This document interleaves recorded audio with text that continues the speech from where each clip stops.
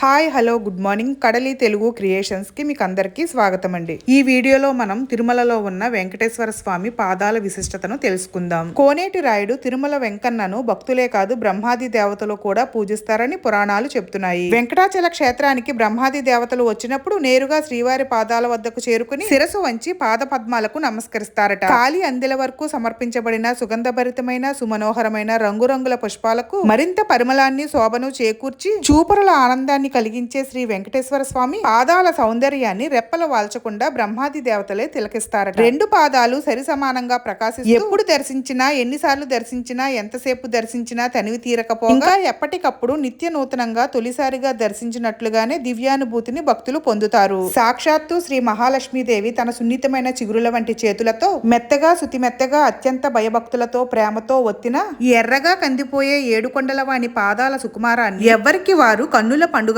దర్శించి అనుభవించడం తప్ప వర్ణించడం సాధ్యం కాదని పురాణాలే చెప్తున్నాయి. అంతేకాదు భక్తుల పాలిట కొంగు బంగారమైన కలియుగ వెంకన్నను తిరుమల క్షేత్రంలో ఎందరో నిత్యము దర్శిస్తూ ఉన్న వెంకటేశ్వర స్వామి దివ్యమైన పాద పద్మముల గురించి ఋగ్వేదం శ్రీ మహావైకుంఠంలోని శ్రీ మహావిష్ణువు యొక్క దివ్యమైన పాదాలు తేనెల ఊటలే అని కీర్తించారట. తన పాదాల గురించి వెంకటేశ్వర స్వామి ఇలా అన్నారట: అందరికీ దర్శనీయమైన శాశ్వతమైన సత్యమైన తేనెల ఊటలే నా పాదాలు, దర్శించండి ధన్యులకండి అంటూ ఆయనే తన కుడి చేత్తో పవిత్ర పాదాలను చూపించారట. అలాంటి దివ్యాతి దివ్యమైన శ్రీ స్వామివారి బంగారు పాద పద్మాలు ఎల్లవేళలా పుష్పాలతో తులసితో నిండి ఉంటాయి. ఉదయం పూట సుప్రభాత దర్శనంలో మాత్రం ఎలాంటి పూలు తులసి లేకుండా శ్రీనివాసుని బంగారు పాదాలను దర్శించవచ్చు. శ్రీ స్వామివారి మూల విరాణమూర్తి యొక్క నిజ పాదాలు ఎల్లవేళలా బంగారంతో చేయబడిన పాద కవచాలు తొడగబడి ఉంటాయి. ఒక శుక్రవారం నాడు అభిషేక సమయంలో గాని లేక వెనువెంటనే జరిగే అభిషేకానంతర దర్శనంలో మాత్రమే శ్రీ స్వామివారి నిజమైన పాదాలను దర్శించుకోవచ్చు. ఈ వీడియో మీకు నచ్చితే తప్పకుండా లైక్ చేయండి.